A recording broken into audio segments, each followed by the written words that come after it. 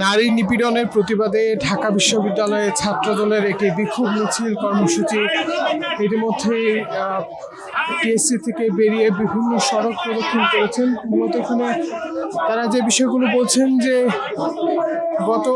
কালকে আলী হোসেন নামে একজন তিনি ফেসবুকে প্রকাশ্যে গণধর্ষণের জন্য বললে সে পরবর্তী সময়ে কিন্তু ছাত্রদল এর প্রতিবাদ জানিয়েছে এবং আজকে সারা দেশব্যাপী তারা একটি কর্মসূচি প্রকাশ করেছে। যে কর্মসূচিটিতে তারা একটি বিষয় বলছেন যে এই ধরনের ঘোষণা দিয়ে কর্মকাণ্ড তারা কোনোভাবে মেনে নেবেন না।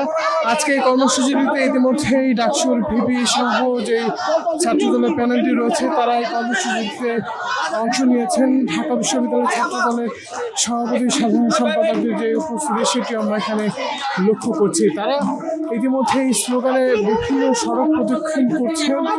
অনেকে বলা যায় যে স্লোগানে উত্তাল করে রেখেছেন ঢাকা বিশ্ববিদ্যালয়ের ক্যাম্পাস।